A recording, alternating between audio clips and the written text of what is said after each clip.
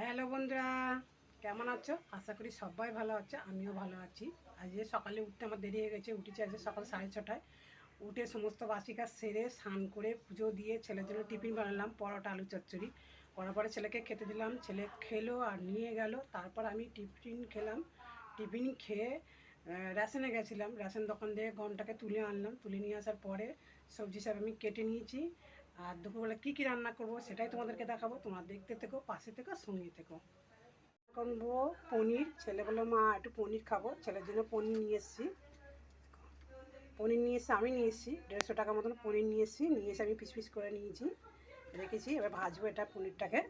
আর ডুমো ডুমো করে আলু কেটে নিয়েছি, 5-6টা বড়ো সাইজের আলু ডুমো ডুমো কেটে আমি ধুয়ে নিয়েছি। এই যে মশলা আছে, আদা আর কাঁচা লঙ্কা। আজ নিরামিষ রান্না করবো, আদা আর কাঁচা লঙ্কা মিক্সিতে পেস্ট করব। আর এটা হচ্ছে আলু সিদ্ধ।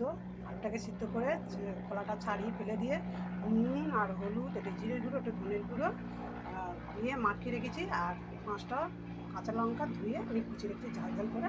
ও আলুর বড়া বানাবো আজকে, হবে পনিরের মাখা মাখা একটা তরকারি। গরম হয়ে গেছে, আমি সাদা তেলও দিয়ে দিয়েছি। এবার পনিরটাকে আমি প্রথমে ভেজে নেব। তেলটা গরম হয়ে গেছে, প্রচুর গরম হয়ে গেছে।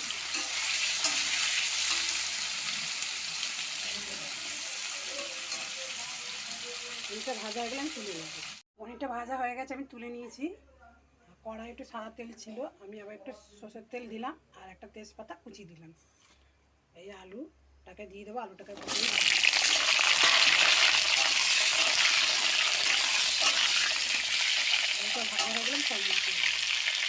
ভাজা বসেছিলাম, ভাজা হয়ে গেছে। একটু নুন, অল্প একটু হলুদ দিয়ে আমি ভাজা করে নিয়েছি আলুটাকে। এবার সব মশলা দেবো। কাঁচা লঙ্কা আদা মিক্সিতে পেস্ট করে নিয়েছি, একটু জল দিয়ে পেস্ট করেছিল বলে পাতলা হয়েছে। মশলাটা দিয়ে দিলাম। গুঁড়ো মশলা দেবো। নুন আছে 1 চামচ, হলুদ আছে 1/2 চামচ, লঙ্কার গুঁড়ো আছে 1/2 চামচ, ধনে গুঁড়ো 1/2 চামচ আর জিরে গুঁড়ো 1/2 চামচ। এই সব দিয়ে দিলাম মশলা। একসঙ্গে কষবো। কষার পরে মশলার জলটা শুকনো হয়ে গেলে তবে আমি পরিমাণ মতন জল দেবো। মশলা আলু সব কষানো হয়ে গেছে, আমি জল দেবো পরিমাণ মতন।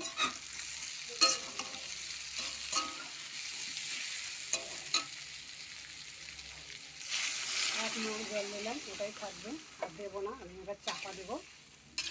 ঝোলটা ফুটে উঠলে পনিরগুলো দিয়ে দেবো। নামার আগে একটু শাহি গরম মশলা দিয়ে দেবো। আমি চাপা দেবো। তরকারিতে জল দিয়েছিলাম, ঝোলটা ফুটে গেছে, আলুটাও সিদ্ধ হয়ে গেছে। আমি পনিরগুলো দেবো। হ্যাঁ, আলু সিদ্ধ হয়ে গেছে, আলুটা সিদ্ধ হবে,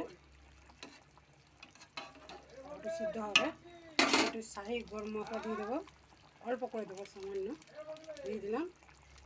নাড়াচাড়া করে পনিরটা দিয়ে দেবো। দেওয়ার পরে একটু ঝোল শুকনো হবে, আমি নামিয়ে দেবো। ভাজা পনিরগুলো আমি দিয়ে দিলাম। এবার আমি চাপা দেবো, আর একটু ঝোল শুকনো হয়ে গেলে নামিয়ে নেবো।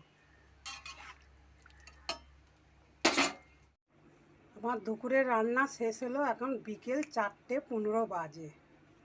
তার মধ্যে দাদাভাইও চলে এসছে 3টের মধ্যে। তখন পনিরের তরকারি সবে নামিয়েছি, দাদাভাই চলে এসছে, তখন আলুর বড়া হয়নি। তাড়াতাড়ি ওনাকে পনির দিয়ে আর